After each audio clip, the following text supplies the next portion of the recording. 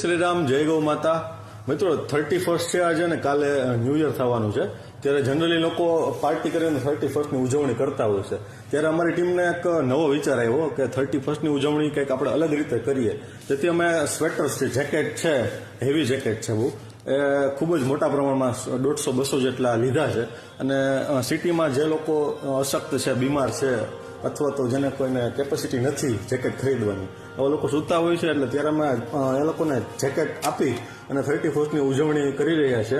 प्रेम प्रभु का बरस रहा है, पीले अमृत प्यासे, सातों तीरथ तेरे अंदर बाहर किसे तलाशे,